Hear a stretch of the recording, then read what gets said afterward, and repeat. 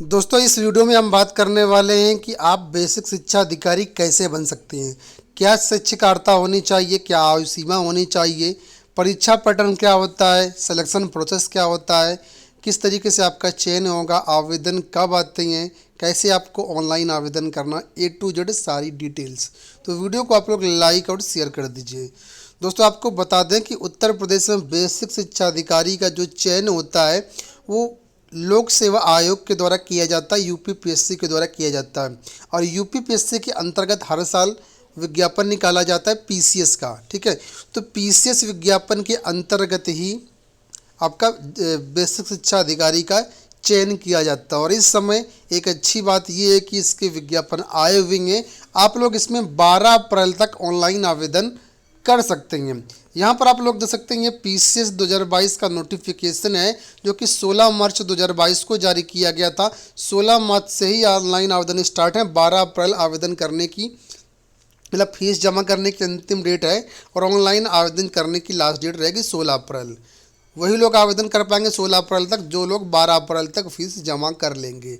ठीक है, अब यहाँ पर मैं आपको बता दूँ आयु सीमा क्या होती है। तो यहाँ पर पीसीएस के थ्रू जो भी रिक्रूटमेंट होता है उसके लिए आयु सीमा जो निर्धारित है वो अधिकतम 40 वर्ष है। 40 वर्ष से आपकी आयु जो है कम होनी चाहिए।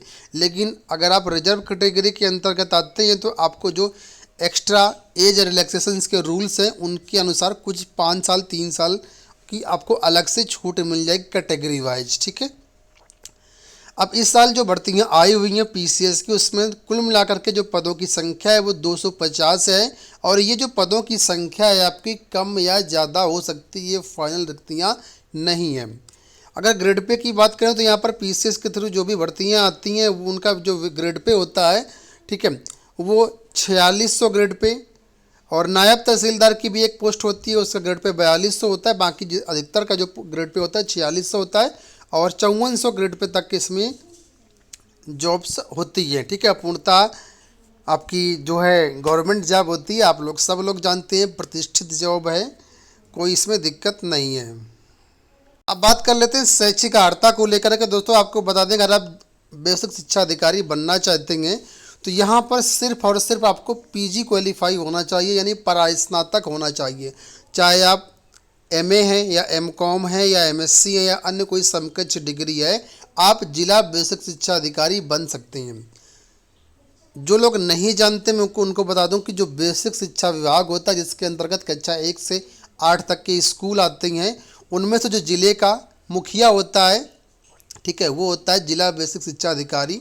और इसके लिए केवल पीजी क्वालिफाई होना, पीजी पास होना ज़रूरी है। कोई परसेंटेज की रिक्वायरमेंट भी नहीं है, कि बाध्यता नहीं है कि 50% है कि 60% है कि 40%। अगर आपके पास पीजी उपाधि है तो आप इसमें आवेदन कर सकते हैं।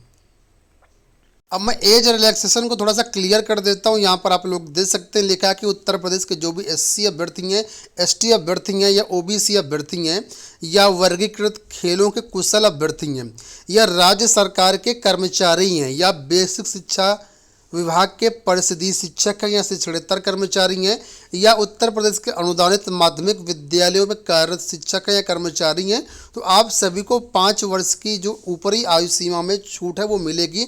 मतलब आप 45 वर्ष से कम है तब भी आप लोग आवेदन कर पाएंगे। ठीक है, इसके अलावा जो समाज कल्याण विभाग के अंतर्गत दिव्यांग अभ्यर्थी हैं, ठीक है, उनको ऊपरी आयु सीमा में 15 वर्ष की छूट मिलती है।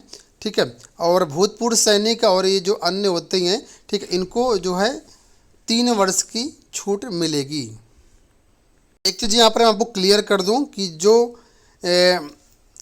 भूतपूर्व सैनिक होते हैं या अल्पकालिक कमीशन प्राप्त अधिकारी होते हैं इनको सेना में की गई सेवा अवधि प्लस 3 वर्ष की छूट जो है अनुमान्य होती है। अब बात कर लेते हैं कि चयन कैसे होगा यहाँ पर। तो दोस्तों आपको बता दें बेसिक शिक्षा अधिकारी बनने के लिए आपको 3 स्तर की परीक्षा से गुजरना पड़ेगा। पहला होता है प्रारंभिक परीक्षा जिसको प्री एग्ज़ाम बोलते हैं, ये सभी अभ्यर्थियों के लिए कंपलसरी है। ठीक है, ये आपका प्री एग्ज़ाम जो होता है एक तरीके से एमसीक्यूज पेपर होते हैं। ठीक है, 2 पेपर इसमें होंगे प्री में। पहला पेपर जो होता है उसी के आधार पर मेरिट बनती है। जबकि जो प्री का दूसरा पेपर होता है जिसको सी सेट के नाम से जाना जाता है, वो केवल क्वालिफाइंग नेचर का होता है। अभी इसके बारे में डिटेल हम अभी देंगे आपको, ठीक है। अब दोस्तों, जो प्री परीक्षा होती है उसमें वैकेंसी के सापेक्ष 15 गुना अभ्यर्थियों को क्वालिफाई कराया जाता है मुख्य परीक्षा के लिए। और मुख्य जो परीक्षा होती है वो परंपरागत टाइप की परीक्षा होगी, लिखित परीक्षा होगी, डिस्क्रिप्टिव पेपर होगा। मुख्य जो परीक्षा होती है उसमें लगभग 8 पेपर आपकी होती हैं। डिटेल्स मैं अभी आपको दूंगा पूरा A to Z, ठीक है। और जैसे आप मुख्य परीक्षा क्वालिफाई कर लेते हैं तो आपकी मौखिक परीक्षा यानी इंटरव्यू होता है। जो आपकी फाइनल मेरिट बनती है वो सिर्फ आपकी मेंस और इंटरव्यू के आधार पर ही बनती है। प्री परीक्षा जो होती है उसके मार्क्स केवल मुख्य परीक्षा में जाने के लिए ही होते हैं, फाइनल में उस प्री के मार्क्स नहीं जोड़े जाते हैं। अब प्रारंभिक परीक्षा के बारे में यहाँ पर डिटेल से दिया गया है कि देखिए, प्रारंभिक परीक्षा जो होगी वो आपका उसमें 2 पेपर होंगे। पहला जो पेपर होगा वो भी 200 नंबर का होगा, दूसरा पेपर भी 200 नंबर का होगा। लेकिन पहले पेपर में आपके 150 प्रश्न आएंगे, दूसरे पेपर में आपके 100 प्रश्न आएंगे।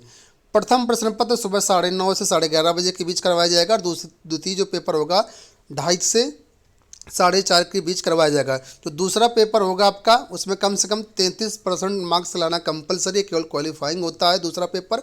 और पहले पेपर में जितना ज़्यादा स्कोर होगा वही आपका मुख्य परीक्षा में आपको ले जाएगा, ठीक है। तो पहले पेपर में आपको ज़्यादा से ज़्यादा नंबर लाने की कोशिश करना, क्योंकि कट ऑफ आपकी सिर्फ पहले पेपर से ही डिसाइड होती है, ठीक है।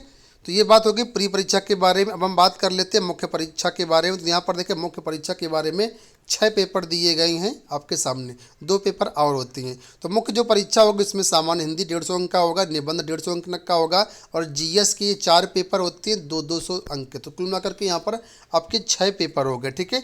इसके अलावा एक विषय और लेना पड़ता है आपको, जो कि वैकल्पिक विषय होता है। ये आपको यहाँ पर 29 विषय दिए गए वैकल्पिक रूप से। इन 29 विषयों में से कोई एक आपको विषय चुनना होगा और इस एक विषय के आपके 2 पेपर होंगे 200 नंबर का। तो कुल मिलाकर के 6 विषय आपके 6 पेपर ऊपर हुए और यहाँ पर 2 पेपर इससे वैकल्पिक विषय से बन जाएंगे, ठीक है। और इस तरीके से 8 आपके पेपर हो जाएंगे। आपको यहाँ पर मैं स्पष्ट कर दूं कि ये जो वैकल्पिक विषय दिए गए इसमें से कोई भी विकल्प विषय आप लोग चुन सकते हैं। ऐसी कोई बाध्यता नहीं कि जो विषय आपने ग्रेजुएशन में पढ़ा हो वही विषय आप लेंगे, ऐसी कोई भी बाध्यता नहीं है। इसके बाद जो इंटरव्यू होगा वो आपका 100 अंक का होगा, जिसमें से जो आपकी बुद्धि होती है, जागरूकता होती है, चरित्र होता है, व्यक्ति की क्षमता होती है, व्यक्तित्व एवं सेवा से संबंधित आपसे प्रश्न पूछे जाते हैं। अब देखिए, प्रारंभिक परीक्षा का जो सिलेबस है वो आपके सामने यहाँ पर देखिए दिया गया। प्रारंभिक परीक्षा प्रथम प्रश्न पत्र का ये सिलेबस है, जो कि पीसीएस के ऑफिशियल नोटिफिकेशन आपको मिल जाएगा। और यहाँ पर ये पीसीएस प्रारंभिक परीक्षा का द्वितीय पेपर जिसका सिलेबस आप लोग यहाँ पर देख पा रहे होंगे, ठीक है। इसमें बहुत सारे टॉपिक्स आपको आते हैं, तो डिटेल सिलेबस आपको यहाँ पर मिल जाएगा।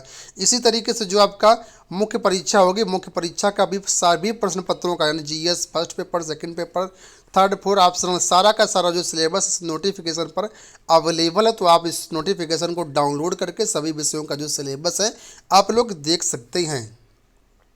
अगर आप यूपी पीसीएस की तैयारी कर रहे हैं तो यूपी पीसीएस के सभी जो प्रीवियस ईयर पेपर्स हैं, मॉक टेस्ट हैं, करंट अफेयर, वो सारा का सारा जो टेस्ट सीरीज है हमारे एप्लीकेशन एबीटेक ऑनलाइन टेस्ट सीरीज पर अवेलेबल है। वहाँ पर आप लोग अच्छी खासी प्रैक्टिस कर सकते हैं। अब तक 8000 से ज़्यादा स्टूडेंट्स ने यहाँ पर इनरोल किया है। अब ऑनलाइन आवेदन करने के लिए आप लोग governmentjobcenter.com पर जा सकते हैं, वहाँ से आवेदन कर सकते हैं।